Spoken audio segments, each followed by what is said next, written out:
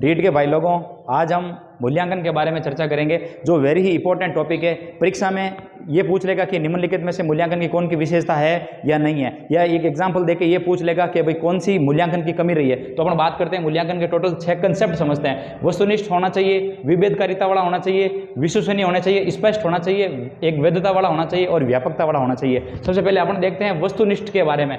वस्तुनिष्ठ क्या है? जैसे परीक्षा में क्या करेगा, पूछेगा कि परीक्षा में ये पूछ लेगा कि किसी विद्यार्थी की उत्तर पुस्तिका को अलग अलग अध्यापकों द्वारा जांचे जाने पर यानी चेक करने पर सभी अलग अलग प्राप्तांक यानी नंबर लेके आ रहे हैं।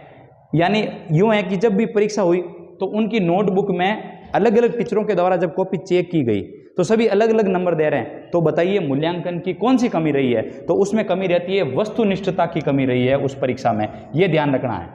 अब वस्तुनिष्ठता के क्यों, अभी आपने देखा अभी कंपटीशन का जो परीक्षा करवाई जा रही है ऑब्जेक्टिव टाइप इसीलिए आ रहा है कि कोई भी कहीं पर भी उसको चेक किया जाए, किसी भी मशीन में डाला जाए, जिस परीक्षक विद्यार्थी ने जितने नंबर सही क्वेश्चन सही किए उतने ही उसके नंबर आएंगे। कहने का मतलब ये है कि उसके लिए क्या करें कि वो जो मूल्यांकन हो रहा है वो पक्षपात रहित होना चाहिए।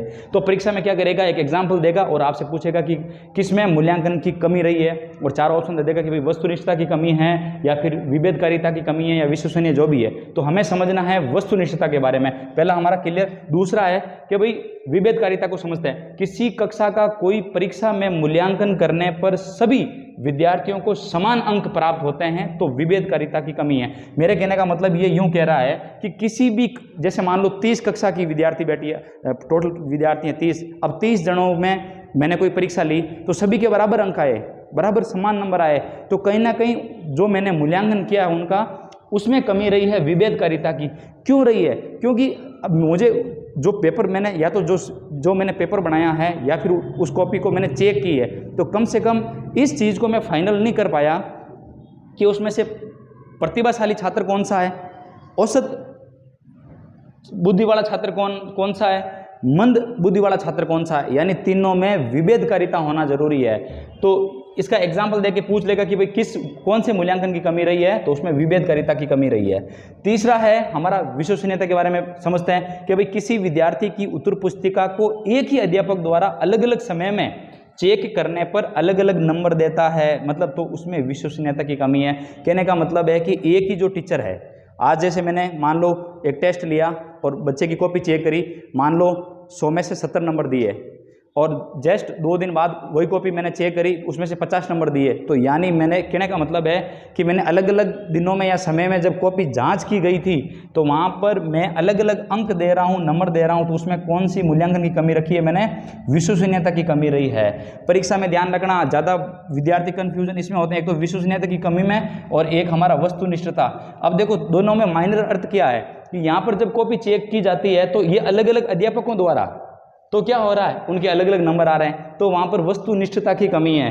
और अगर मान लो यहाँ पर क्या हो रहा है कि एक ही टीचर द्वारा अलग अलग समय में, ये ध्यान रखना यहाँ पर समय का डिफरेंस है और यहाँ पर अध्यापक का डिफरेंस है, तो ये थोड़ा परीक्षा में ध्यान रखना है, वस्तुनिष्ठता का और विश्वसनीयता का। कई बार इसमें अपन क्या कंफ्यूज हो जाते हैं। अगला है हमारा चौथी जो विशेषता है मूल्यांकन की, स्पष्टता। यानी किसी परीक्षा के पश्चात विद्यार्थियों ने ये शिकायत की कि उन्हें परीक्षा में कई प्रश्न समझ में नहीं आए, तो वहाँ पर स्पष्टता की कमी रही है। अब मान लो किसी कक्षा का, मान लो 5वीं कक्षा के छात्र को मैंने कहा कि भाई बताइए लोहे पथगामी पर निबंध लिखिए, या फिर अब कक्षा 5 के स्तर वाले को ये पता नहीं कि लोह पथगामी क्या होता है, क्योंकि थोड़ा स्टैंडर्ड बड़ी क्लास का है। या यूँ मैं अगर कहता उस मूल्यांकन में या पूछता कि बताइए रेलगाड़ी के बारे में 2 लाइनें लिखिए, तो बच्चे शायद लिख पाते। तो कहीं ना कहीं अगर बच्चों को वो परीक्षा समझ में नहीं आ रही है तो वहाँ पर किसकी कमी रहती है? मूल्यांकन की स्पष्टता की कमी रहती है। आगे 5वां है हमारा वैधता। यानी कोई भी अगर परीक्षा ली जाती है कि उस उद्देश्य की अगर पूर्ति ना हो, जिस उद्देश्य के लिए परीक्षा ली गई हो, तो वहाँ पर वैधता की कमी रहती है। अब कैसे, मान लो कोई गणित मैथमेटिक्स पढ़ा रहा है और गणित पढ़ाने वाले को बोला, किसी दूसरे टीचर को बोल दिया कि इंग्लिश वाले को बोला कि तुम्हें गणित का पेपर बनाना है। अब क्या करेगा वो, जब उसको ये पता नहीं है कि भाई गणित पढ़ाने वाला गणित का ही अच्छे से पेपर बना सकता है, तो यानी उसका उद्देश्य पूरा नहीं हो रहा है जिस उद्देश्य के लिए वो परीक्षा ली जा रही हो, तो वहाँ पर किसकी कमी रही है? वैधता की कमी रही है। और लास्ट हम समझते हैं मूल्यांकन का व्यापकता। यानी परीक्षा में संपूर्ण पाठ्यक्रम का बराबर प्रतिनिधित्व ना करे तो वहाँ पर व्यापकता की कमी है। मेरे कहने का मतलब यह है कि अगर मान लो किसी कक्षा को मैंने बोला कि भाई तुम्हारे कल 5 यूनिट का टेस्ट है, अब 5 में से मैंने क्या कर दिया, तीसरी यूनिट में से 80% मैंने नंबर वो क्वेश्चन पूछ लिए और बाकी के यूनिट में फर्स्ट, सेकंड, फोर्थ और फिफ्थ में बिल्कुल एक एक क्वेश्चन पूछा। तो कहीं ना कहीं मैंने उनको 5 यूनिट का जब टेस्ट के लिए बोला है तो सब में से क्वेश्चन मुझे बराबर देने थे, वो मैंने दिए नहीं, यानी उस पाठ्यक्रम का बराबर प्रतिनिधित्व नहीं कर रहा है। तो उस मूल्यांकन में कौन सी विशेषता की कमी रही है, व्यापकता की कमी रही है। साथियों समझ में आया होगा, ये मूल्यांकन के 6 पहलू एग्जाम देके पक्का ही एक पूछेगा। धन्यवाद।